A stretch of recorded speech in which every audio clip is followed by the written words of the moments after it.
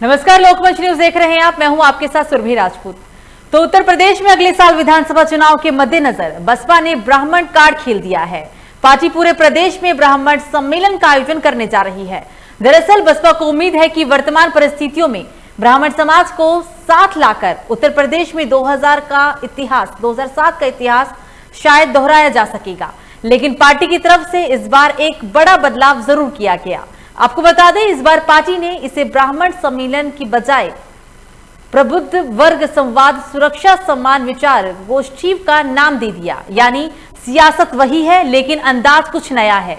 गौरतलब है कि बसपा ने 2007 में ब्राह्मण समाज को साथ लेकर सूबे की सियासत में पहली बार सोशल इंजीनियरिंग जैसी शब्दावली प्रचलित की थी, जिसके नतीजे में उसकी पूर्ण बहुमत की सरकार भी बनी थी। तो उत्तर प्रदेश में 2022 में विधानसभा चुनाव होना है। विधानसभा चुनाव से पहले ही सभी तैयारियां सभी पार्टियों के द्वारा पूरी कर ली गई है। सीधी टक्कर हालांकि इस बार समाजवादी पार्टी और बीजेपी में, समाजवादी पार्टी और भाजपा में है। इसलिए हम ऐसा और कह रहे हैं क्योंकि जिस तरीके से जब से ही 2022 के विधानसभा चुनाव के दिन नजदीक आ रही है, हालांकि 6 महीना है अभी चुनाव होने में, तब से ही समाजवादी पार्टी के जो मुखिया हैं वो हर मुद्दे पर सरकार को घेर रही है। यूपी के अलग अलग जिलों में महंगाई को लेकर, बेरोजगारी को लेकर प्रदर्शन किए जा रहे हैं, आंदोलन किए जा रहे हैं। इस बार विपक्ष के पास कई सारे मुद्दे हैं जिन मुद्दों को लेकर वो सरकार को घेरेगा और जनता से बीजेपी को ना वोट देने की भी अपील करेगा। उत्तर प्रदेश में अगले साल विधानसभा चुनाव के मद्देनजर एक बार फिर से बसपा ने अपना चाल चला। बसपा ने यहां ब्राह्मण कार्ड को उजागर किया। पार्टी पूरे प्रदेश में ब्राह्मण सम्मेलन का आयोजन करने जा रही है क्योंकि बसपा को शायद ऐसा लगता है, बसपा को उम्मीद है कि ब्राह्मण परिस्थितियों में, वर्तमान परिस्थितियों के अंदर ब्राह्मण समाज को साथ लाकर उत्तर प्रदेश में 2007 का इतिहास दोहराया जा सकता है। लेकिन पार्टी की तरफ से इस बार एक बड़ा बदलाव जरूर किया गया। इस बार पार्टी ने इसे ब्राह्मण सम्मेलन की बजाय प्रबुद्ध वर्ग संवाद सुरक्षा सम्मान विचार गोष्ठी का नाम दे दिया। यानी कि सियासत वही पुरानी लेकिन अंदाज कुछ नया। और इसी पर बातचीत करने के लिए हमारे साथ हमारे मेहमान जुड़ गए हैं। आपसे उनका परिचय करा देते हैं। नौशाद हाथ जुड़ गए हैं हमारे पास। हमारे साथ नेता कांग्रेस है, राजीव सोलंकी नेता भाजपा और निर्मोज यादव नेता सपा। आप तीनों का ही बहुत बहुत स्वागत है लोकमंच न्यूज में। सर, चर्चा की शुरुआत करेंगे और राजीव जी सबसे पहले आपके पास ही आएंगे। 2022 का विधानसभा चुनाव, विपक्ष के पास बहुत सारे मुद्दे हैं इस बार सरकार को घेरने के लिए। कैसे इस बार सरकार बचेगी विपक्ष के मुद्दों से? मैडम, इन विपक्ष पे तो मुद्दा विहीन है क्योंकि योगी आदित्यनाथ का जो 5 साल का कार्यकाल है और जैसा पिछले 50 साल में कोई कार्यकाल मुख्यमंत्री नहीं दिखा पाए ऐसा कारनामे, इसलिए इस बार कोई मुकाबला नहीं है। 350 सीटों के साथ माननीय योगी आदित्यनाथ दोबारा मुख्यमंत्री बनेंगे और इस प्रदेश की जनता ने तय कर लिया है कि योगी आदित्यनाथ को ही दोबारा मुख्यमंत्री चुनना है, क्योंकि योगी जैसा ईमानदार मुख्यमंत्री इस प्रदेश को न कभी मिला, न मिलने की कोई उम्मीद है। मतलब एक बार फिर से मुख्यमंत्री के जो कुर्सी पर विराजमान होंगे वो मुख्यमंत्री योगी आदित्यनाथ ही होंगे, इतना तो तय है। योगी आदित्यनाथ नहीं ही होंगे, पिछले से ज्यादा सीटों से जीतेंगे। जवाब जान लेते हैं। राजीव जी बनी रही हमारे साथ। निर्मोज यादव जी के पास सीधा चलते हैं। सर, बीजेपी नेता का सुना आपने, वो कहते हैं कि इस बार हम 350 से ज्यादा सीट लेकर आएंगे और बीजेपी एक बार फिर से जीतेगी। हाँ मैडम, ये सरकार चली जो अभी हमारे भाई सोलंकी जी ने कहा कि विपक्ष के पास, सरकार के पास ही कुछ नहीं है। इन्होंने अपने 5 साल के 4.5 साल के कार्यकाल में समाजवादी के माननीय राष्ट्रीय अध्यक्ष श्री अखिलेश यादव जी के जो कार्य किए गए थे उनके फीते काटे, चाहे वो मेट्रो का फीता काटा हो, चाहे वो किसी भी कार्य का हो, स्टेडियम में खाना का हो, द्वारा काटा है फीता। इनके पास कोई मुद्दा नहीं है। जो काम किया था माननीय अखिलेश यादव जी ने किया है और 2012 से 2017 में जो कार्य किए हैं माननीय अखिलेश यादव जी ने, उनके फीते काट कर ये सरकार आगे बढ़ी है और जनता ने ये देख लिया है कि जो अखिलेश जी कार्य कर सकते हैं वो कोई और नहीं कर सकता। रोजगार अखिलेश जी दे सकते हैं, किसानों को सुविधा अखिलेश जी दे सकते हैं। गन्ने का 1 रुपया भी रेट नहीं बढ़ाया गया है और किसान परेशान है। बेरोजगारी चरम सीमा पर है, रोजगार की कोई उम्मीद नहीं है।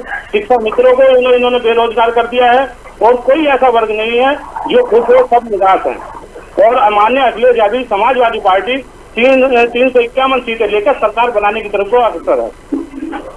निर्मोद जी, हर दिन आंदोलन होना, हर दिन प्रदर्शन करना, इसका क्या मतलब है? अगर आप जनता के बारे में सोच रहे हैं तो जनता के हित में सोचिए, या फिर आंदोलन और प्रदर्शन करने से जनता के हित में काम हो सकता है? ये तो सिर्फ एक तरह से राजनीति हवा है, राजनीति चीजें हैं। नहीं, अगर बात यह है प्रदर्शन भी करना इसलिए जरूरी है क्योंकि जो ये कर रहे हैं किसान परेशान हैं, रोजगार की उम्मीद नहीं। अभी देखा जो अध्यापक नौकरी पाने के लिए अभ्यर्थी अपना हक मांग रहे हैं, उनके ऊपर डंडा बरसाया जाता है, उन पर उनकी संपत्ति जब्त करने की बात करते हैं। तो रोजगार या किसी के अब इनके लिए आवाज तो उठाएगी ना पार्टी। समाजवादी पार्टी तो हर वर्ग के लिए आवाज उठाने के लिए तैयार रहती है ना।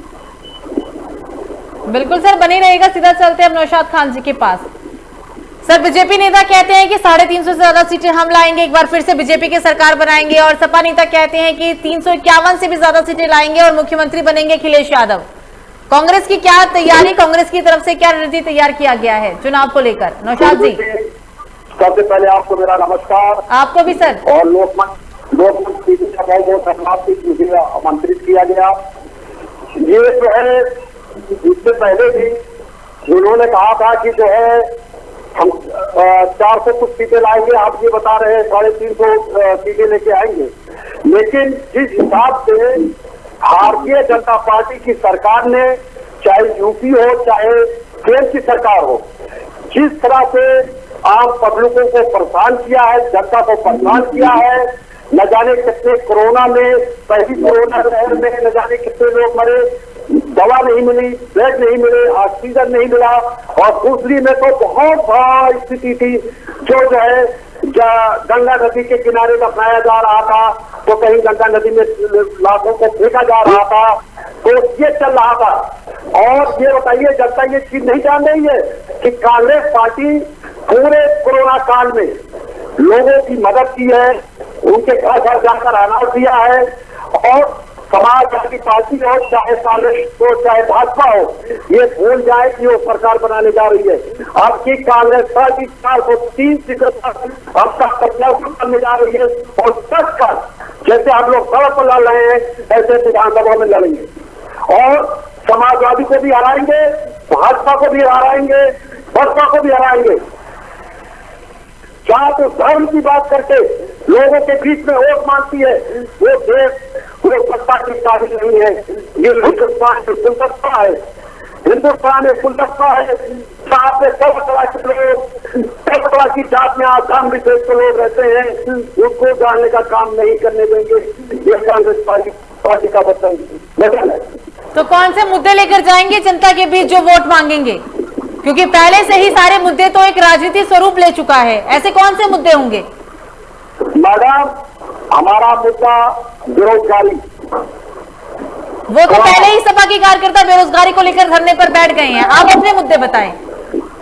हमारा मुद्दा है बेरोजगारी, हमारा मुद्दा है एजुकेशन, हमारा मुद्दा है गरीबों तक से जल्द से ज्यादा से ज्यादा नौकरियां देना हमारा मुद्दा है। और जो आंगनबाड़ी दीदी है उनको जो है नौकरी को परमानेंट करना, ये हम लोगों की जो है मांग है। और हमारी प्रियंका गांधी राज्य प्रभारी और राज्य महासचिव और प्रभारी प्रदेश का भी साफ कहना है कि हम गरीबों के साथ हैं, जो गरीबों के साथ है वही सरकार बनाएगी। मतलब गरीबों की पार्टी है कांग्रेस पार्टी, सबकी पार्टी है, इसमें कोई जात और कोई धर्म का नहीं है, ये कांग्रेस पार्टी सबकी पार्टी है। नौशाद जी, बनी रहेगा। सीधा चलते हैं बीजेपी नेता के पास। जाति धर्म की लड़ाई नहीं लड़ते। बिल्कुल बिल्कुल राजीव जी, विपक्षियों से इस बार बीजेपी पूरी तरीके से घिर चुकी है, सारे विपक्ष एकजुट एक साथ हैं। पहले ही समाजवादी पार्टी के मुखिया कह चुके हैं कि हमें गठबंधन करना पड़े और बीजेपी सरकार को अगर हराना पड़े तो हम उससे भी पीछे नहीं हटेंगे, लेकिन इस बार बीजेपी को तो नहीं आने देना। कैसे बचेंगे सर?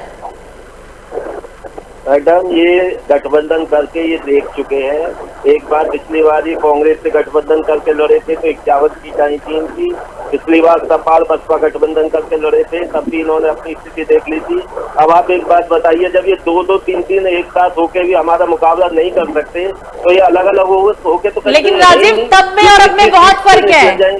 तब में अब में फर्क है सर। कोरोना काल में जो तबाही हुई है, जो लोगों ने अपनों को खोया है, उन लोगों को भी जवाब देना है। मैडम, ये तो पूरे अंतर्राष्ट्रीय राष्ट्रीय थी, जिसमें हमारे उत्तर प्रदेश की 23 करोड़ की जनसंख्या पे अगर आप रेशियो लगाओगे तो पूरे देश में सबसे अच्छा कार्य अगर कहीं हुआ है तो उत्तर प्रदेश में हुआ है आबादी के हिसाब से। और 8 महीने तक फ्री राशन पहुंचाना घर तक, ये भी बहुत बड़ी उपलब्धि है। कोई देश जितनी संख्या हमारे प्रदेश की है, इतनी किसी देश के बड़े बड़े देशों की जनसंख्या है, वो भूखे मर रहे हैं। लेकिन पाकिस्तान बोलिए बोलिए सर। भारतीय जनता पार्टी का कार्यकर्ता या आरएसएस का कार्यकर्ता कोई भी सड़क पर जो है अनाज बांटते हुए नहीं देखा गया। वो सिर्फ कांग्रेस पार्टी करती रही, और कांग्रेस पार्टी तो है ही नहीं। तो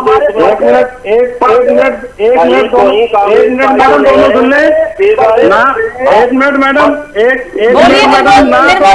बोलिए सर, बोलिए आप। ना तो बीजेपी ने कोरोना काल में लोगों की मदद की है और ना ही किसी और अन्य पार्टी ने कोरोना काल में मदद दी। आपने देखा होगा, टीवी पे भी देखा होगा कि लाल टोपी लगाकर समाजवादी पार्टी का कार्यकर्ता खाने पीने की सब चीजों की सुविधा दे रहे थे। और किसी भी अगर किसी को परेशानी पड़ी है तो उसके घर तक मदद की गई है। समाजवादी पार्टी के कार्यकर्ताओं ने घर तक मदद की है। और जब जिस समय कोरोना की बीमारी से लोग मुंबई दिल्ली से जो है अपने घरों की तरफ कूच कर रहे थे, तो समाजवादी पार्टी के कार्यकर्ता उनके लिए हमेशा जाना, उनके लिए खाने और भोजन की तैयारी के लिए लगे रहे हैं, लंगर तक लगाए हैं।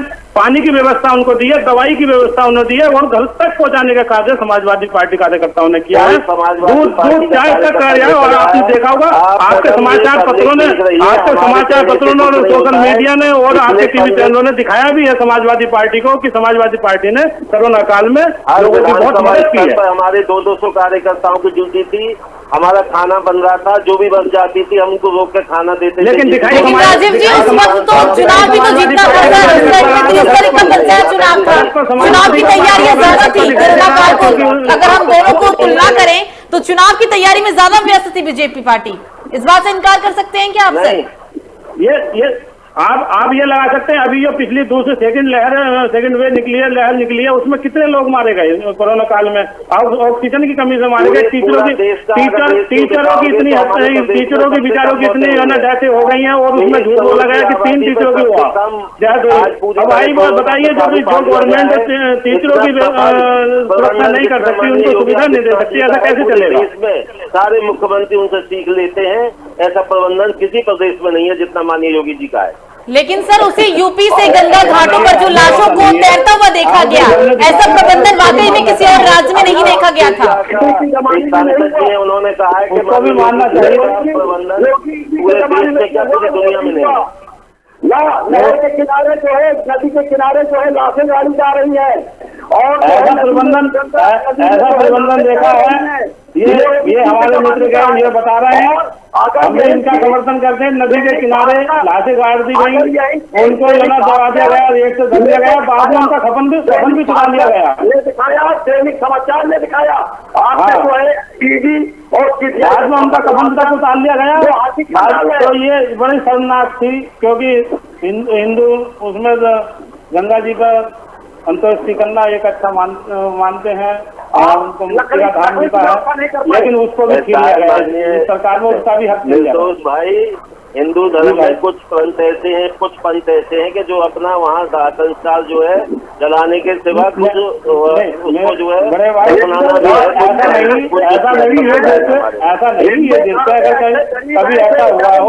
लेकिन ये हमें भी पता है, लेकिन इतनी तादाद में कैसे हुआ ना, इस पर भी तो ध्यान दिया जाए। अब भाई वो भी तो भाई सब किसी के बेटे थे, किसी के माँ थी, किसी की बहन थी, किसी का भाई था। दुनिया में 25 लाख आदमी मर गए, तुम्हारे यहाँ 10,000 हैं। तो ये तो हमारा नहीं, तो देखो इतना प्रबंधन ना होता है। सर, राजनीति पार्टी के लिए ना वो सिर्फ आंकड़े होते हैं। आपने सही कहा, आंकड़े हैं, कहीं 10,000 कहीं 25 लाख, लेकिन जिन्होंने अपनों को खोया वो उनकी नजर में आंकड़े नहीं थे सर। राजीव जी, वो आंकड़े नहीं थे, वो जिन्होंने अपनों को खोया ना उनकी वो पूरी जिंदगी थी। हमारे नेताजी ने, हमारे माननीय मुख्यमंत्री जी ने जो कार्य किया, तो जनता ने देखा। जनता तो देख ही रहेगी। कार्यकाल देखा 5 साल का, मायावती जी का भी देखा, योगी जी का भी देखा, अभी रिजल्ट आ जाएगा थोड़े दिन में, 6 महीने में रिजल्ट आएगा। उसी विकास कार्य को देखते हुए 351 फीट लेकर माननीय अखिलेश जी 2022 में सरकार बनाने जा रहे हैं, क्योंकि अगर स्वास्थ्य सुविधा दी है तो माननीय अखिलेश यादव जी ने दी है। 108 एम्बुलेंस, 102 एम्बुलेंस की सुविधा दी, जिसके सहारे से आज कोरोना काल में पीड़ितों को राहत मिल सकी। आपने ये किया कि 100 नंबर डायल जो था उसको 112 कर दिया, लेकिन वो भी माननीय अखिलेश जी की देन थी, उन्होंने किया। ऐसा नहीं है, माननीय अखिलेश जी ने बहुत कार्य किए हैं। 5 साल में अखिलेश यादव जी ने केवल भ्रष्टाचार किया। नहीं, राजीव जी, अखिलेश यादव ने जो किया था वो अपने कार्यकाल में किया था, योगी सरकार में क्या हुआ? इस वक्त जो हम बहस करने बैठे हैं ना, ये हम बीजेपी को लेकर हम बात करें कि बीजेपी सरकार में कितना विकास हुआ, कितनी योजनाओं को लागू किया गया, धरातल पर उन योजनाओं से कितने लोगों को फायदा पहुंचा, सभा में क्या हुआ, कांग्रेस में क्या हुआ, इससे मतलब नहीं है। दाग नहीं है कोई भी। और पारदर्शिता के साथ कार्य किया, उन्होंने पुलिस की भर्ती की तो पारदर्शिता के साथ की, टीचरों की भर्ती की पारदर्शिता के साथ की, उन्होंने जो बोला वो पारदर्शिता के साथ बोला है। केवल एक जाति को तुमने नौकरी दी पूरे प्रदेश? नहीं, ऐसा नहीं है, सभी को बराबर सम्मान मिला है, सभी को बराबर। आप निकाल के देख लीजिए, हर एक जाति को नौकरी मिली है। ऐसा नहीं है, ये नहीं है। हमारे यहाँ ये याद गलत है। आप यादव नहीं है, आप भी ज्यादा नौकरियां प्राप्त की है, सभी धर्मों का पढ़ी लिखी कौन है, लेकिन उनके साथ उनके आरक्षण को, उनके 25 की रक्षा करो, उनको नौकरी और मान सम्मान दिया। जमीन नहीं, कहीं नहीं गए। ये कोई नहीं है, सिर्फ पारदर्शिता के साथ माननीय अखिलेश जी ने भर्ती की है, और हर एक भर्ती पारदर्शिता के साथ। उन्होंने कहा रेस लगाओ, भर्ती हो जाओ। इससे बड़ी पारदर्शिता क्या होती है? रेस लगाओ, भर्ती हो जाओ, इसमें तो कोई भर्ती होंगे रेस से? नहीं, यादव सब अगर 10,000 की भर्ती में 45,000 यादव नहीं, आप दिखा दे। ऐसा हो जाए तो आप दिखा दी भाई साहब, यूपी अगर ऐसा होता ऐसा नहीं है। तो हमारी सरकार, माननीय अखिलेश जी की सरकार में यादव के साथ साथ यादव ब्राह्मण सबको बराबर का हक मिला। बनते थे नहीं, उसकी तो पुष्टि हो गई। वो जो आपने यादव आयोग लिखवाया उसकी पुष्टि हो गई। नौशाद जी कुछ कहना चाह रहे हैं? राजीव जी, निर्मोल जी, नौशाद जी कुछ कहना चाह रहे हैं, बोलिए सर।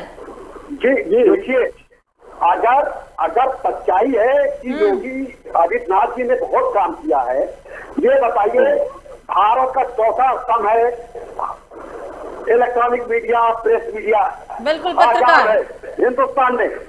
अगर सही हकीकत था तो क्यों दैनिक भास्कर और दैनिक समाचार पर ईडी और सीबीआई का छापा पड़ा? राजीव जी जवाब दीजिए सर, इसी बात का जवाब दीजिएगा। मीडिया को कानून के अंडर में से बाहर, चौथा स्तंभ, देश का चौथा स्तंभ पत्रकार।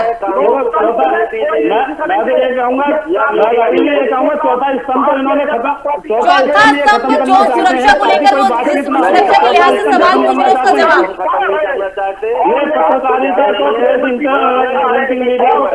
निर्मोल जी जवाब सुन लीजिए, निर्मोल जी पहले उनके जवाब सुन लीजिए, फिर आपकी बात भी आएंगे। सुन लीजिए सर, बोलिए सर।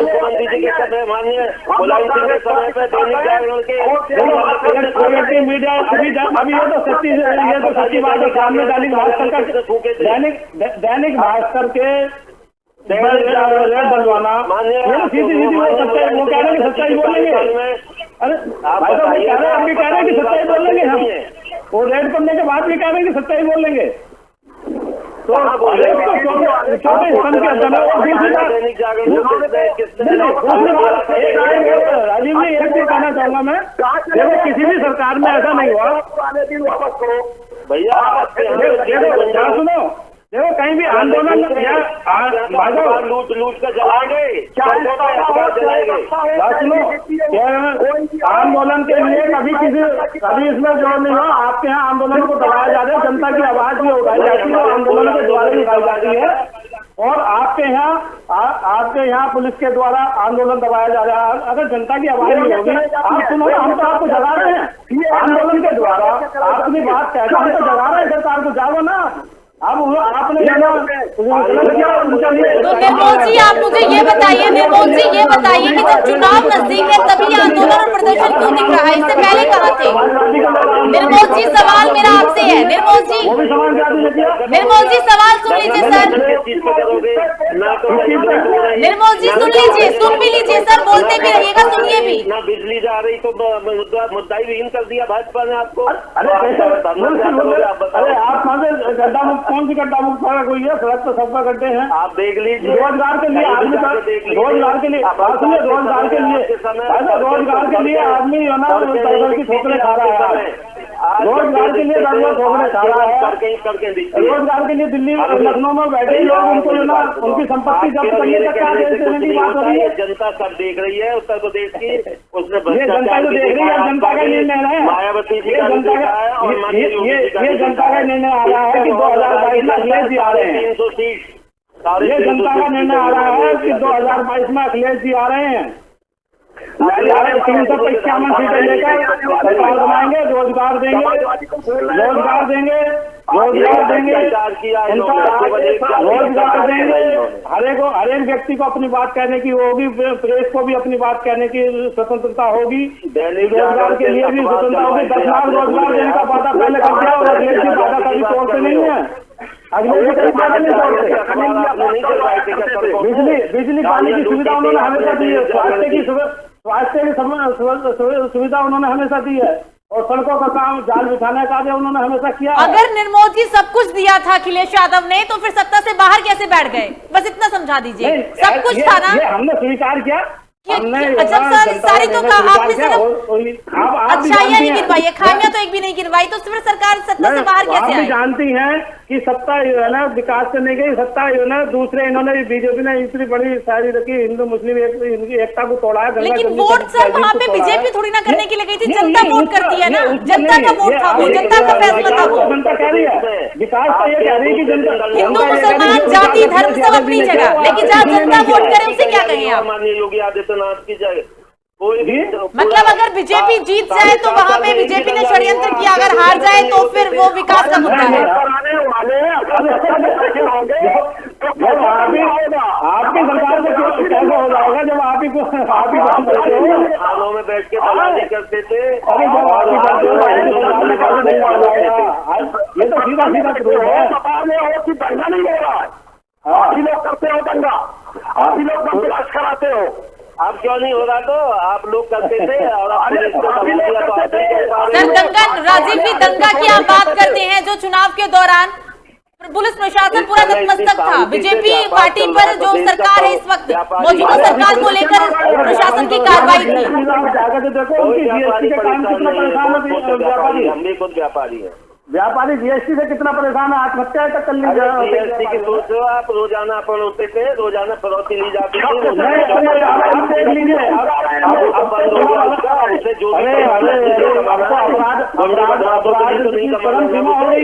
योगी जी जैसे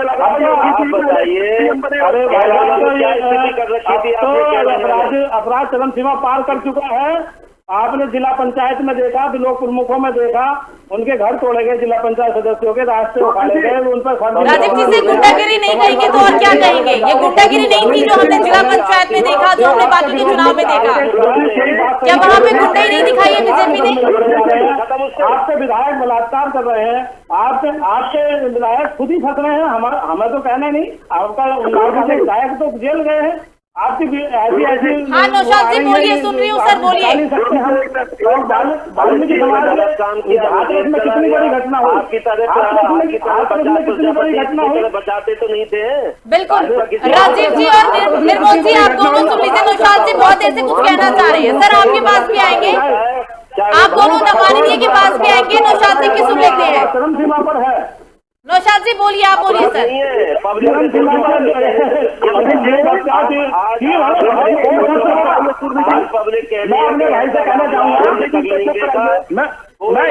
राजीव जी और निर्मोल जी आप दोनों भी सुन लीजिए सर, आपस में बहस करने से अच्छा एक और हमारे साथ मेहमान उनकी भी सुन लेते हैं, वो बहुत देर से कुछ कहना चाह रहे हैं सर, समय इतना नहीं है, उनकी भी सुन लेते हैं, इतना समय नहीं है सर, उनकी सुन लीजिए, टाइम लूंगा। राजीव जी बोलिए। ये पहला चुनाव होगा हिंदुस्तान के इतिहास में।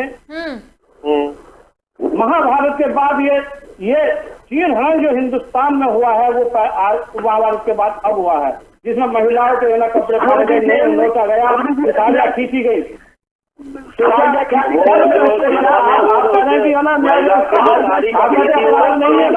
निकले दोनों कार्यकर्ता निकले दोनों। अरे हमारे कार्यकर्ता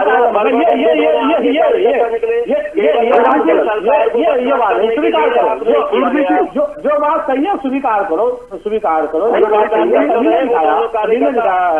रिकॉर्ड देख लो, दोनों आप ही के कार्यकर्ता सभी ने दिखाया है कि रण हुआ है, वो तो बिल्कुल वीडियो दिखाई गई है महिलाओं के लिए। ऐसा आज जो आपके सांसद थी, आज एक भी बोलने को तैयार नहीं है। हिंदुस्तान में महिलाओं का बड़ा आदर मान सम्मान है। समाजवादी पार्टी उनका बहुत मान सम्मान आदर करती है महिलाओं का। सुरभि जी, हाँ वो तो पता है, पब्लिक जानती है कितना सम्मान करती है महिलाओं का। सर समय नहीं है, सर समय नहीं है। अगर आरोप प्रत्यारोप ही लगाएंगे ना तो आधा घंटा क्या शायद 24 घंटे भी कम पड़ जाए, लेकिन समय नहीं है, समय नहीं है। सर आप तीनों ही हमारे साथ चर्चा में शामिल हुए, इसके लिए आप तीनों का बहुत बहुत शुक्रिया। हमारे साथ नौशाद खान नेता कांग्रेस, राजीव सोलंकी नेता भाजपा और निर्मोद यादव नेता सपा। तो आपको बता दें 2022 में यूपी के अंदर विधानसभा चुनाव होना है। विधानसभा चुनाव से पहले सभी पार्टियों की तैयारी अपनी तरफ से पूरी हो रही है। जिस तरीके से लगातार बीजेपी दावा कर रही है कि वो सत्ता में बनी रहेगी, 350 से भी ज्यादा सीटें लेकर आएगी, तो दूसरी तरफ सपा के मुखिया यानी कि यूपी के पूर्व मुख्यमंत्री पहले ही दावा कर चुके हैं कि 350 से भी ज्यादा सीटें लेकर आएंगे और इस बार यूपी के अंदर 2022 में सपा की ही सरकार बनेगी। देखना दिलचस्प होगा कि यूपी का विधानसभा चुनाव आखिरकार कौन जीतता है। फिलहाल अभी के लिए मुझे दीजिए इजाजत। लोकमंच न्यूज पर खबरों का सिलसिला जारी रहेगा। नमस्कार।